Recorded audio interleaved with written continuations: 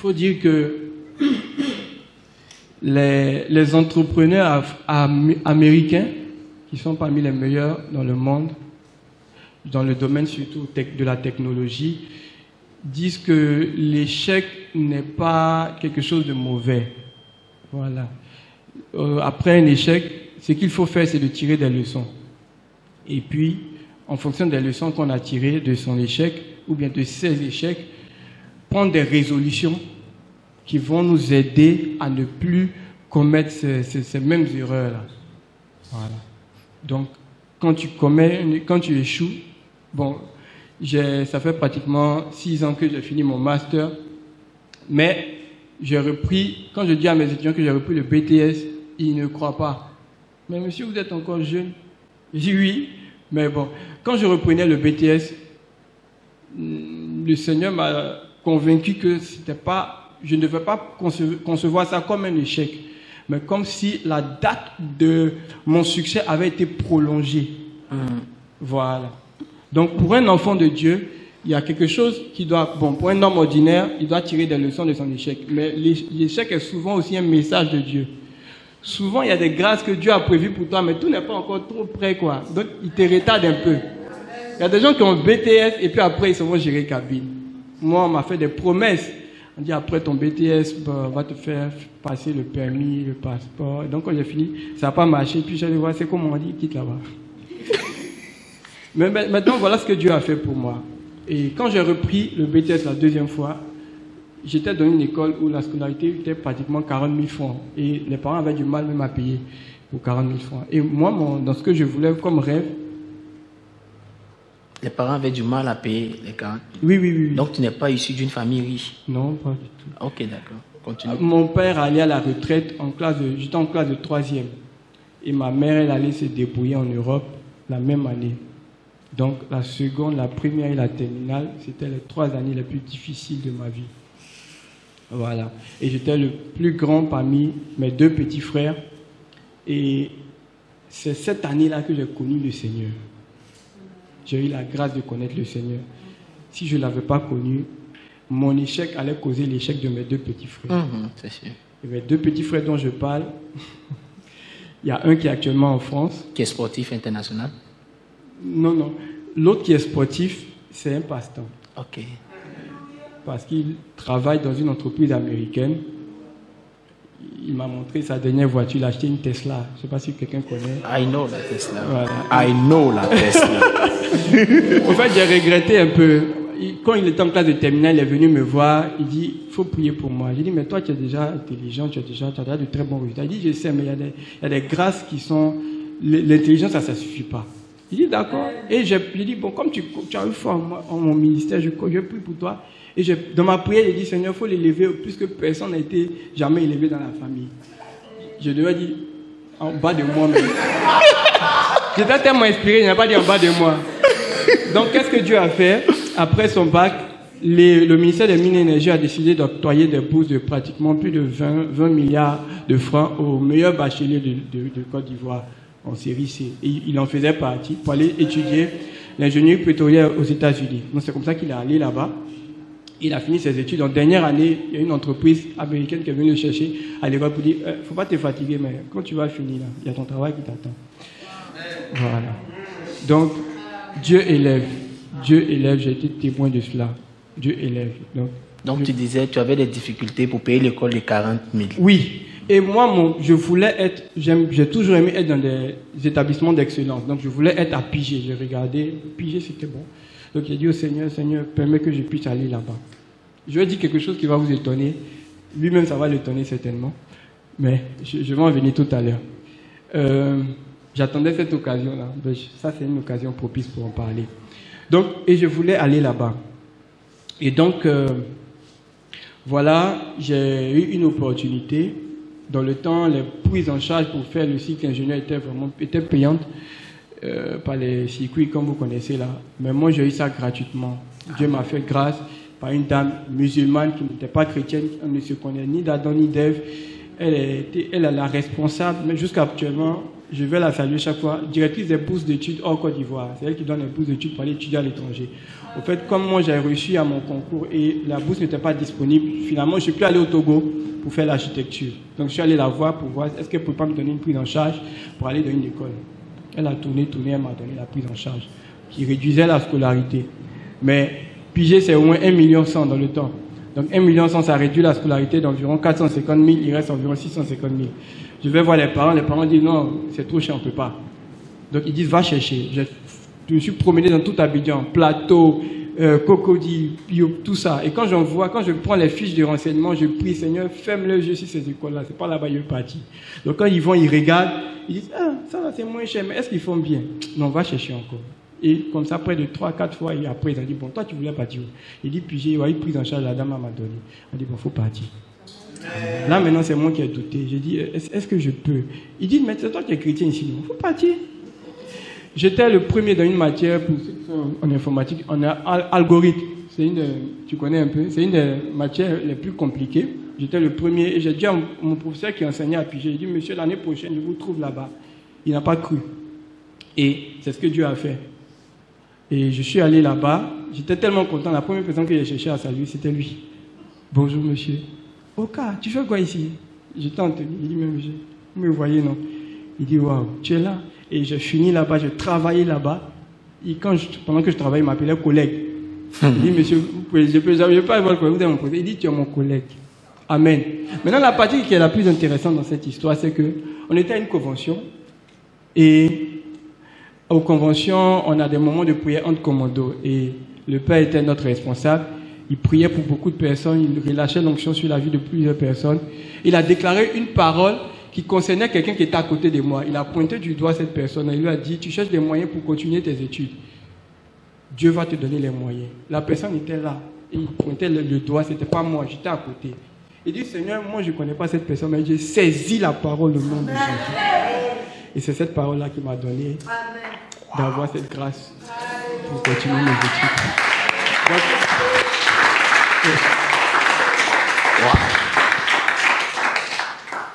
Ça fait plaisir. Hein? Comment tu te sens quand tu deviens le collègue de ton ancien professeur? Parce que moi j'ai mes collègues ici. Hein? Les collègues. Amen. Le professeur est toujours le professeur. Voilà. D'accord, on prend la question du frère Damas. Et puis... Bonjour monsieur. Bonjour. Moi je n'ai pas retenu votre nom. Idriss Oka. DJ Célèbre.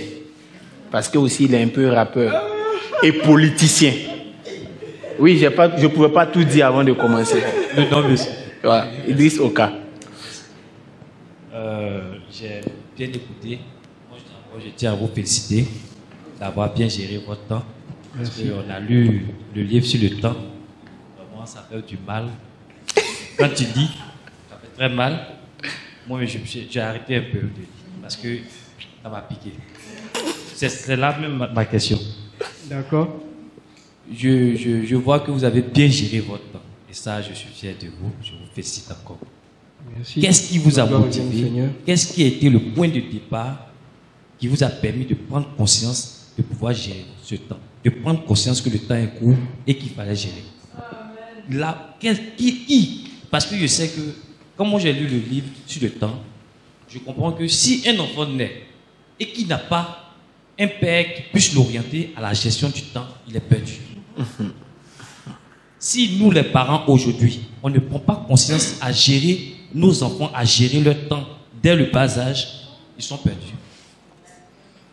Moi, mon échec ou bien mes difficultés que j'ai rencontrées, c'est dû au fait que je n'ai pas eu quelqu'un comme conseiller dès le bas âge.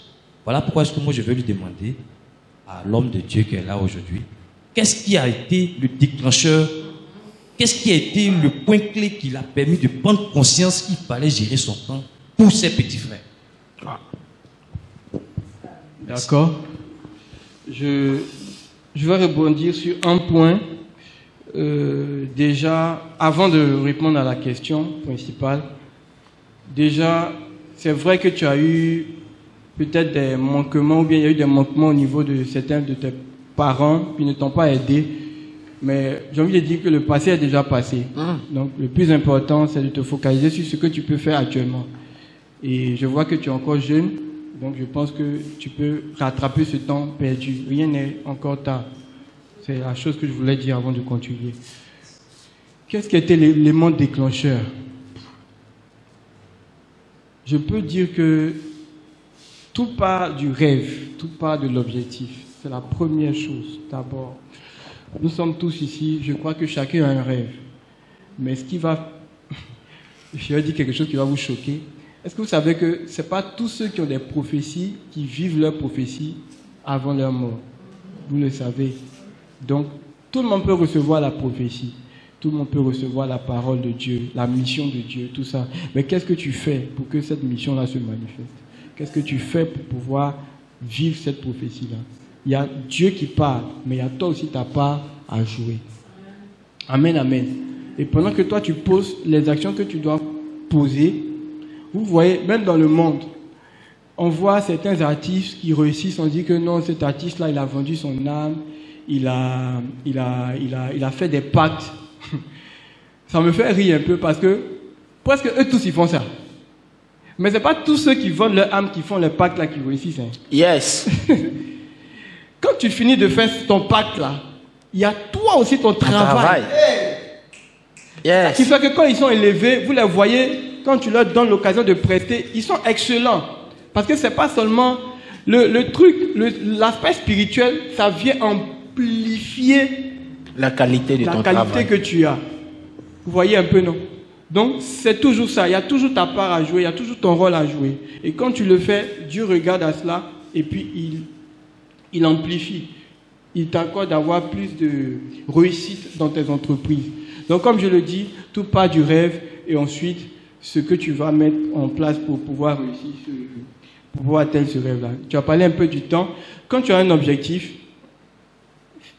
essaie de voir quels sont les moyens qui peuvent t'aider à atteindre cet objectif-là.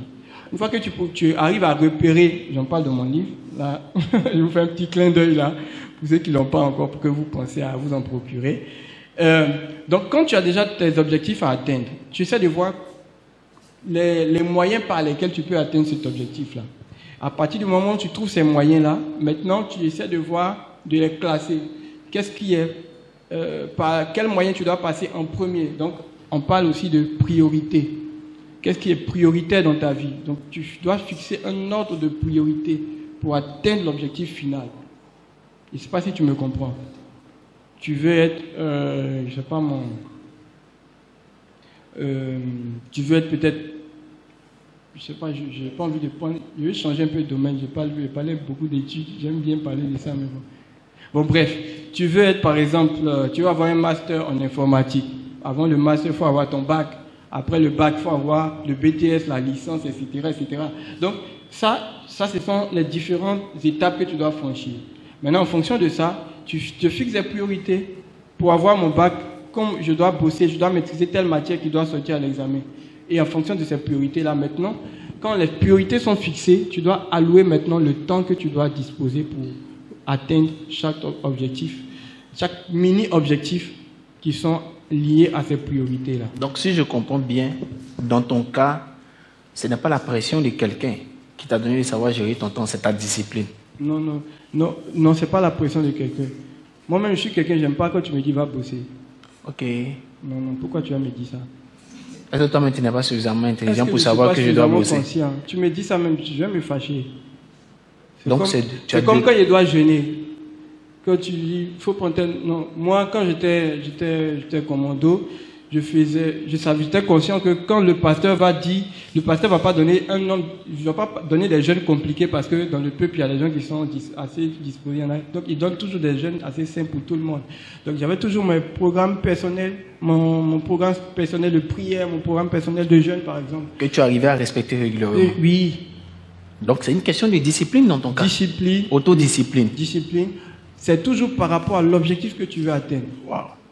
Par rapport à l'objectif que tu veux atteindre. Mais là, je vais te poser une question. Peut-être qu'on va finir cette question. Pour quelqu'un qui n'a pas l'autodiscipline. Pour quelqu'un qui n'a pas la force de se discipliner.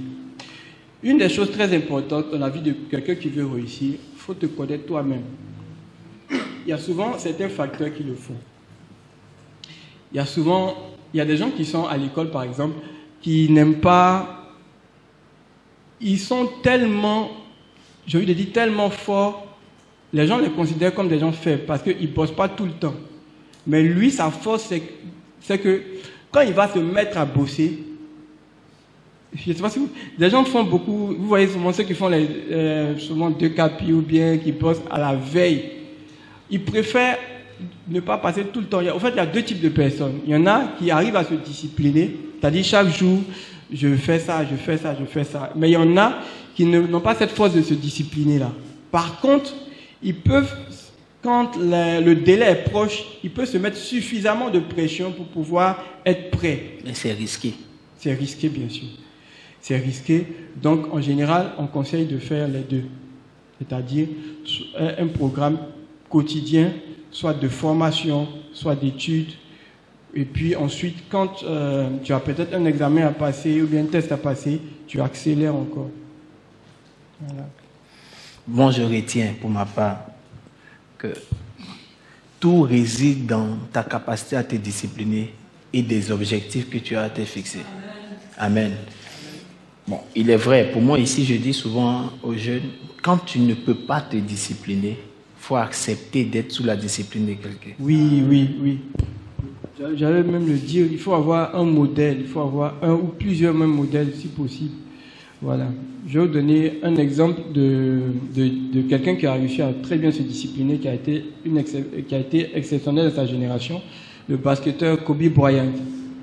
Il a appliqué un concept qu'on appelle la théorie de l'effet cumulé. Je vous explique ça très simplement. Hein.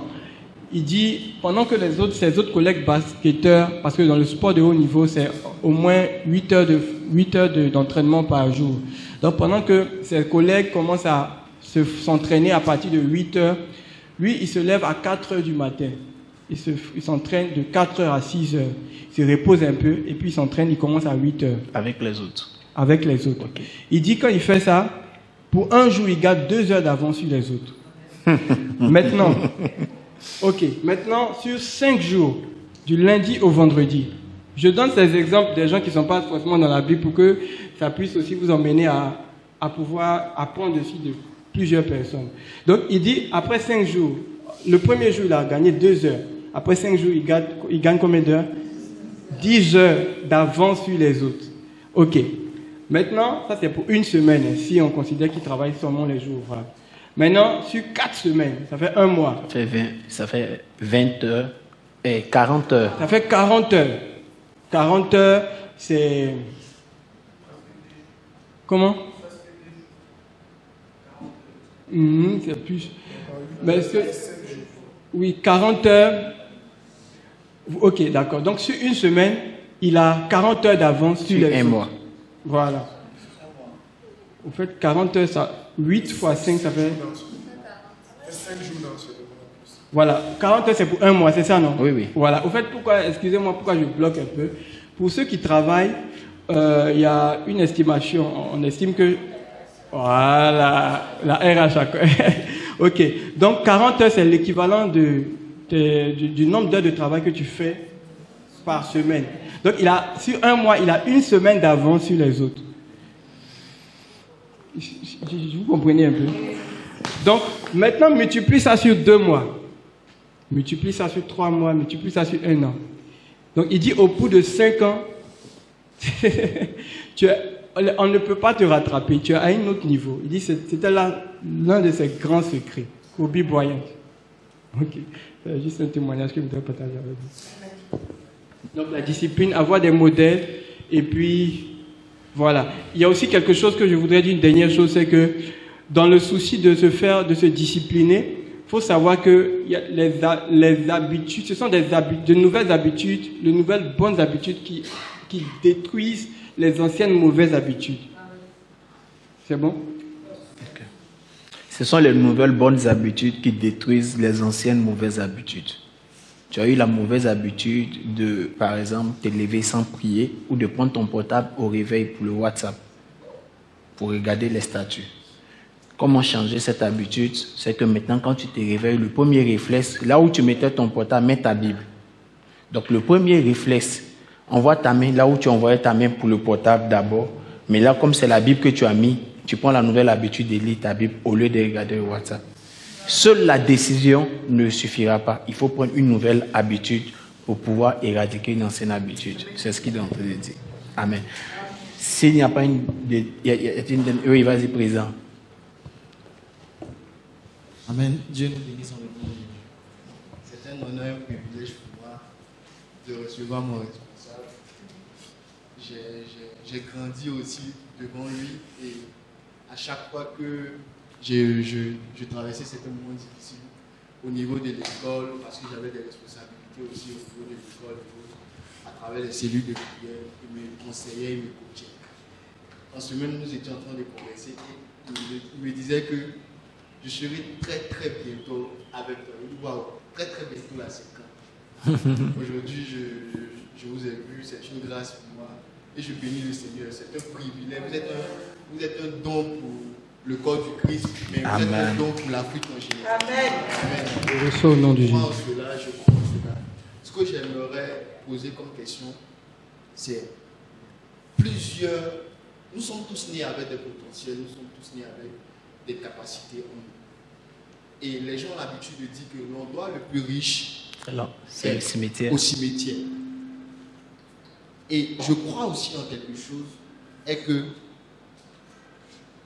l'homme, ce qui reflète l'homme, c'est sa pensée. Est-ce que vous voyez?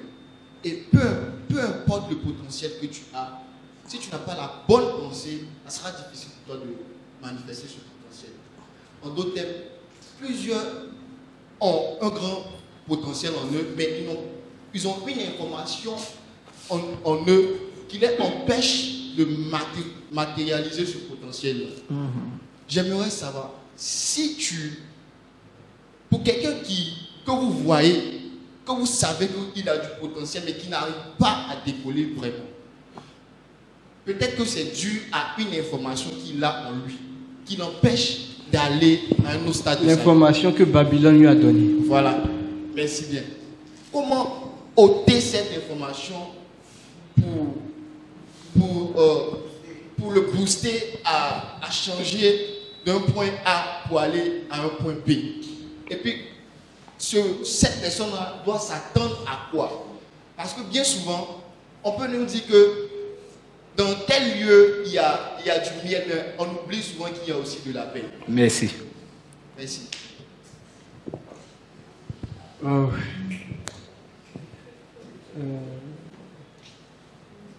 Redonne-lui le micro, s'il te plaît. Essaie de reformuler ta question. Je peux t'aider. Oui. Il a dit qu'il y a des personnes qui ont véritablement du potentiel, mais ils ont un processus de pensée qui n'est pas toujours adéquat avec le potentiel qu'ils ont. Donc, la pensée qu'ils ont enregistrée, ou bien les informations qu'ils ont enregistrées, ne leur permet pas de voir leur potentiel décoller. D'accord. Je prends un exemple. Quelqu'un qui peut réussir, par exemple, au football, mais à qui on a dit, si tu n'es pas bêté, tu ne peux pas réussir au football parce que c'est les bêtés qui sont forts au football. Comment enlever cette pensée qui inhibe en vérité tout son potentiel? D'accord. C'est ça. De nos jours, on voit l'essor d'une d'un nouveau, je ne sais pas si je dois dire philosophie, courant de pensée. On parle beaucoup de développement personnel. Et ce courant-là prend vraiment de l'ampleur. Et souvent, il faut faire un peu de ça parce que les gens sont vraiment disposés à ça. Ben, au fait, au niveau du développement personnel, qu'est-ce que les gens font? Ils donnent de nouvelles informations. Des choses, c'est-à-dire ils emmènent des gens à croire en leur potentiel et tout ça. Bref, pour changer ce mauvais système de pensée, comme je l'ai dit, il faut envoyer de nouvelles pensées qui sont pures, qui sont louables. Je vous donne un exemple très simple. Le Seigneur a dit en Josué 1:8 que ce livre de la loi ne s'éloigne point de ta bouche, médite-le jour et nuit. Voilà. Quand un militaire doit aller en guerre, il y a comme un lavage de cerveau, en fait. Ce lavage de cerveau-là, il a peut-être été fait, ou bien peut-être il n'a pas été fait. Mais pour pouvoir changer un mauvais système de pensée, il faut un griffe, je n'ai pas envie de dire ce mot, mais ce n'est pas dans le sens péjoratif, mais un autre lavage de cerveau. Et la Bible peut efficacement... Yes. C'est vrai, il y a le développement personnel, mais la Bible... est au-delà même du développement personnel. C'est pour ça que le Seigneur dit, médite ce livre de la loi. Je ne me souviens pas que dans un passage de la Bible, Dieu a dit que non, il ne t'aime pas, il ne nous aime pas, que Dieu a dit que non, on ne va pas réussir. Non, c'est dans la parole de Dieu qu'on reçoit l'énergie, la foi nécessaire pour pouvoir aller bouleverser notre environnement. Donc moi je crois que pour changer cela, il faut déjà renouveler ton système de pensée en t'appropriant la parole de Dieu, les Écritures. Tu dois avoir, après 2-3 ans de conversion, tu dois avoir lu au moins toute la Bible. Normalement, tu dois avoir lu au moins toute la Bible. Bon, là, si on continue, les gens vont penser que tu les insultes. Ouais, donc, voilà. Et une dernière chose que je voudrais dire, après cela, quand tu finis d'avoir de bonnes pensées, parce que on voit ça, tu finis d'écouter une prédication, t'as motivé, ou bien tu finis de suivre un séminaire, tu es motivé, et puis après tu vas t'asseoir. Non, il faut foncer. Après tu appliques. C'est pour ça que Dieu a pensé à tout, hein, le Père. Dieu a pensé à tout. Il dit que nous devons, je vais paraphraser un peu, il dit que si nous entendons, si nous recevons la parole, nous devons veiller à la mettre aussi en pratique. Voilà. C'est la pratique qui va te donner, au fur et à mesure, de pouvoir appliquer ce que tu as reçu, ce que tu as accepté dans ton esprit. Et au fur et à mesure, Dieu fera que tout ce que tu vas mettre en œuvre, il y aura le succès après. Voilà. Même si quelquefois il y aura des échecs, mais Dieu permettra que ces échecs soient des éléments de formation pour finalement t'amener à ne plus connaître d'échecs. Merci. Amen. Tactiquement, il est l'heure de la fin du culte, mais on va prendre rapidement, Samuel, la dernière question. Vas-y. Bon, vous aurez tout à l'heure le verset dont il parle, pratiquez-le. Je viens de le supprimer ce matin parce que je m'attendais à une telle question. Qui dit, Philippiens 4:9, ce que vous avez appris et reçu et entendu de moi et ce que vous avez vu en moi, pratiquez-le et le Dieu de paix sera avec vous. Pratiquez-le, c'est ce dont il parle. 4:9. Vas-y. Ok, que Dieu te bénisse, homme de Dieu. Ma question est la suivante. Bon, quand l'homme de Dieu vous présentait, il a donné beaucoup de fonctions que vous avez. Et une fonction qu'il a donnée aussi, c'est que vous êtes père de famille. Ça veut dire aussi mari. Donc, ce que je veux savoir, c'est comment est-ce que vous arrivez à gérer, c'est-à-dire avec toutes ces fonctions-là, et en même temps être père de famille. Maintenant, il y a certaines choses que j'ai entendues concernant, on va dire, les activités que vous faites. Je suppose, je crois que certainement aussi vous êtes homme d'affaires. Oui, donc, avec toutes ces activités-là, comment est-ce que vous arrivez aussi à gérer vos affaires personnelles? C'est un peu ce que je veux savoir. On était allé inviter en 2015 ou 2016 le pasteur Mohamed Sanogo à un de nos programmes. Et comme celui qui s'occupe de faire ces programmes, pasteur Gérard. C'est le pasteur Gérard qui est voilà, un pasteur que je connais très bien. Par la grâce de Dieu, il a vérifié son programme. Il dit, allez-y, mettez votre programme à telle date. Normalement, il n'est pas occupé. Donc nous sommes allés à son bureau, nous avons causé avec lui, on s'est entretenu, tout ça, il nous a encouragé, tout. Et puis après, il y a eu le moment où on devait poser le souci de notre invitation. On a dit, pasteur, on souhaiterait vous inviter à intervenir à notre programme. Il a regardé, il dit, c'est quand? On a dit la date. Il dit, vraiment, désolé, je ne peux pas. Parce qu'on a vu votre assistant qui nous a dit que normalement vous êtes libre. Il dit, oui, mais pasteur Gérard connaît mon programme de l'église. Mais il ne connaît pas le programme de ma vie familiale. Ce jour-là, c'est le jour que j'ai réservé pour passer du temps avec ma famille. Donc, je ne peux pas. Ça nous a fait vraiment mal parce qu'on avait pris pratiquement près de 1 an, ou bien 2 ans même à programmer cette invitation-là. Voilà. Et je suis sorti de là avec un enseignement.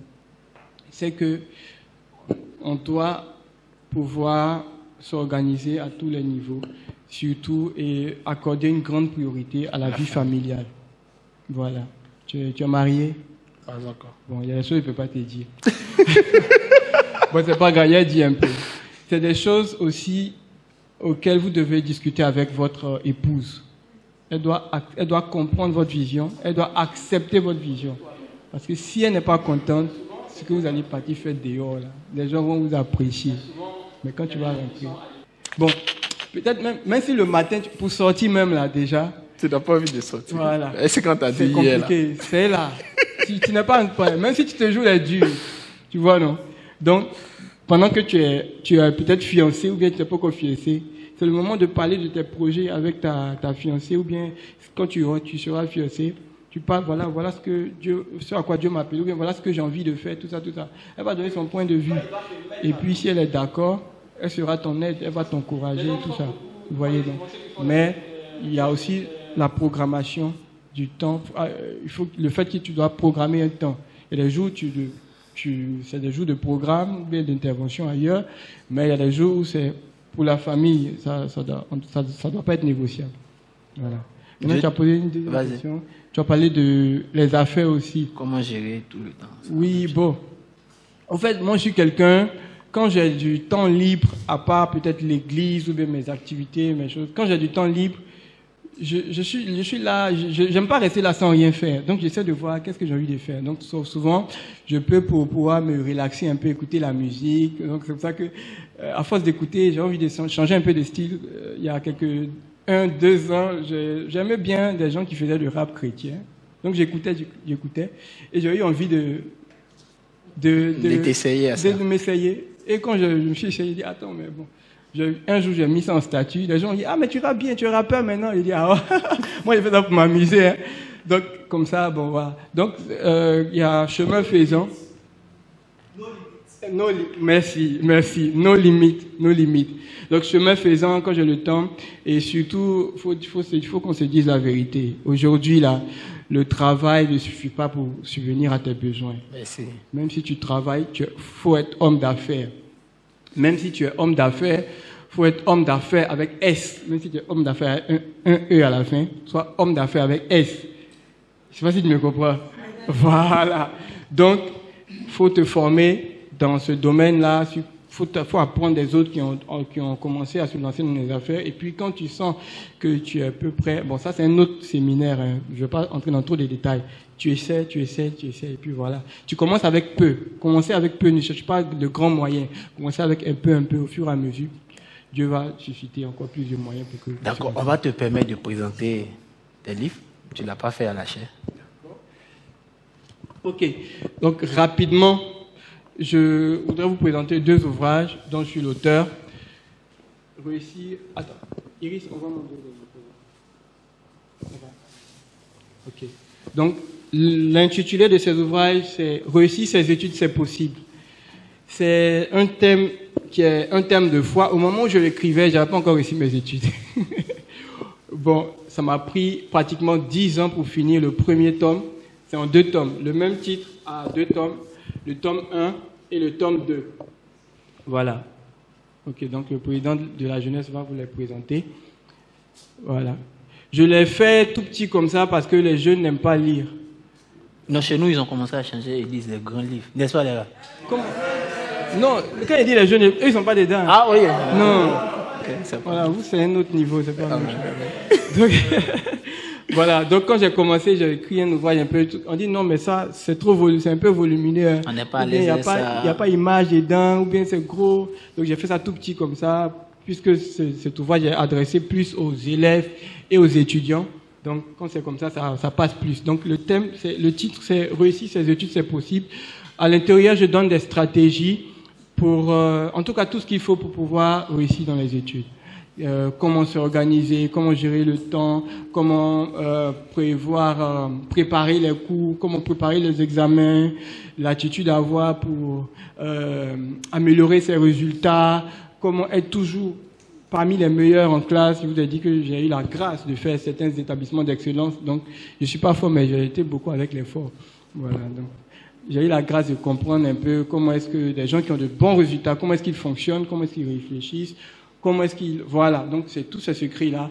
Je le dis toujours, je suis un peu jaloux de ceux qui achètent le livre parce que ça va coûter pratiquement 11 années, on va dire... Bon, j'ai prié avant de commencer pendant 3 ans. Et après les 3 ans de prière, j'ai commencé à écrire, et c'est 10 ans après. Pendant 10 ans. Voilà, donc ça fait... Tu as prié 3 ans, tu as écrit pendant 10 ans. Le tome 1. Et le tome 2, Je l'ai écrit en pratiquement 6 mois. Oui, oui. Voilà. Donc, pratiquement 13 années de ma vie, j'ai pratiquement des choses très profondes que j'ai apprises avec Dieu, avec la vie, avec les études, avec des professeurs, avec des amis, que j'ai écrit dans ces ouvrages-là. Voilà. J'ai suivi aussi des conférences internationales de certains spécialistes au niveau de la mémoire, puis au niveau de l'apprentissage. Et c'est... Voilà, j'ai découvert un dernier récemment, là, et j'étais étonné de savoir que le père le connaissait aussi. Donc, voilà. Donc, c'est un peu ça pour résumer. Et il est à combien? Il coûte, c'est cadeau, hein, ça coûte 1000 francs l'unité. Voilà, 1000 francs l'unité. C'est un prix vraiment social. Je suis en train d'écrire le 3e. Je me suis donné comme délai d'ici fin 2020, je finis avec le 3e. Lui va coûter au moins 5000. Voilà, j'ai acheté le livre d'un Ivoirien, un jeune Ivoirien qui coûtait 10 000. Je l'ai acheté juste pour savoir qu'est-ce qu'il a mis dedans. Serge Taïba. Serge Taïba, oui. Motivateur. Oui. Un bon coach. Oui. C'est pas les gens qui racontent des choses. Bientôt, je ferai une conférence avec lui. On a déjà pris contact. J'y serai. D'accord. Je suis en train de voir, je prévois une conférence avec Serge Taïba et puis Vincent Kadjo. Voilà. Je connais plus Serge Taïba plutôt que Vincent Kadjo. Il est vraiment connu aussi. Toi, tu le connais. Voilà. Donc, voilà. Donc, j'ai acheté son livre. Voilà, il dit, toi, j'ai trouvé qu'il a eu quand même vraiment du culot de fixer le prix de son livre à 10 000 francs. Il dit, bon, je vais acheter pour voir qu'est-ce qu'il a mis dedans. Et puis, je vais écrire aussi un ouvrage avec un contenu qui va coûter plus cher. Okay. Que le nom du Seigneur soit béni. C'est la première édition de nos talk shows, des cultes particuliers. Amen. Dans les jours à venir, nous aurons 2 autres intervenants. Elle ne doit pas marier un canard, une canne. Elle ne doit pas marier une canne. Si tu es elle, que tu maries, tu mets des canards. Pendant que toi tu veux piquer pour partir, elle va dans l'eau. Les cannes, non. Tu mets des canards, c'est les cannes. Voilà. Ça, c'est notre slogan. Elle est pour moi une épouse de sang. Parce que quand je veux monter, elle est en bas. Il ne faut pas te dire que tu montes, mais descends pas. Si elle descend, me pousse. Je remercie un témoin, elle me pousse pour partir. Il faut choisir. Quand il est 6, il faut choisir qui tu veux marier. C'est ce qu'il a dit. Que Dieu vous bénisse. Merci à toi. Merci beaucoup.